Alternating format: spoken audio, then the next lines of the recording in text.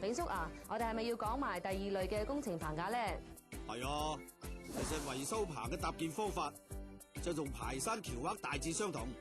多數都係直接棟喺地面或者承托喺狗臂架上面搭嘅。所唔同嘅咧，就需要喺外牆打爆炸螺絲做拉掹。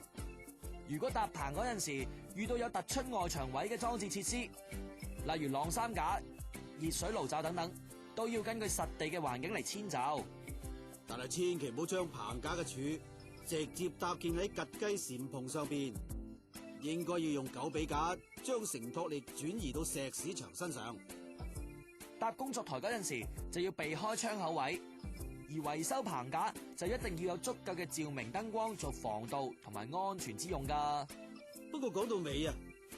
喺搭建大廈維修棚架之前，點都應該先同業主立案法團同埋居民溝通好，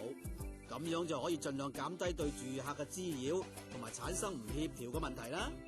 咁除咗大廈維修棚之外啊，仲有用喺大廈個別單位外牆維修用嘅吊棚噶，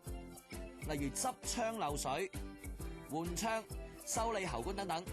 一般吊棚多數都係用狗臂架嚟承托，size 多數係2尺至4尺不等嘅。搭棚工友要先喺室內窗口位度用爆炸螺絲穩固第一個狗臂架喺外牆上，然後用佢嚟做駁架，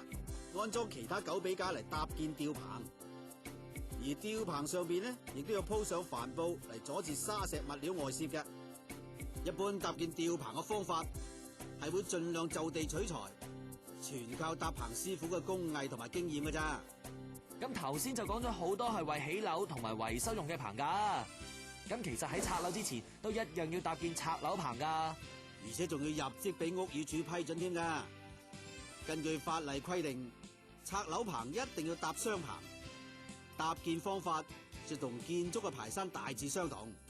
唔同嘅咧就係軒要向外，方便綁圍網同埋帆布嘅。至於排山，亦都係要靠頂竹同埋拉掹相對拉緊穩固喺未拆嘅外牆上面嘅，但係千祈唔好貪方便，就喺窗或者晾衫架上面，因為通常呢啲地方都會係第一時間就清拆嘅，到時啊就麻煩噶啦。由於拆樓棚要用帆布冚密啊，咁為咗減輕棚架受風嘅影響，拆樓棚同埋帆布係隨住樓宇一層層嘅拆卸而一層層咁向下拆除。通常拆樓棚嘅高度係要保持高過拆卸中嘅樓層，先至符合安全要求噶。仲有拆樓棚亦都要搭建斜縫，用嚟承接外泄嘅沙石。如果拆樓地盤喺繁忙嘅鬧市中嘅話，通常都會依照專業人士嘅設計，喺圍街板加設一個由工字鐵同埋木板搭建嘅斜棚嚟加強保護嘅。如果要拆高樓嘅話，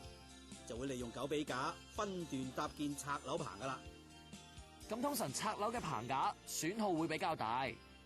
所以喺拆樓工程進行中呢，係要特別注意經常嘅維修先至得噶。為咗確保拆樓棚嘅優質同埋穩固性，一定要先從監管着手，避免拆樓機械喺進行拆樓嘅時候破壞棚架嘅穩固性噶。要做到優質嘅拆樓棚，首先用嚟遮蓋拆樓棚嘅帆布一定要長期保持緊密，唔可以穿窿、破爛或者駁口被揭開等情況出現。而棚架本身一定要穩固，望埋去呢，要工整同埋有條理，冇彎曲同埋大肚呢啲現象嘅。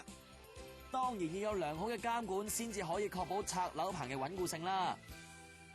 例如拉掹被打斷，咁棚架就會向外傾斜啦。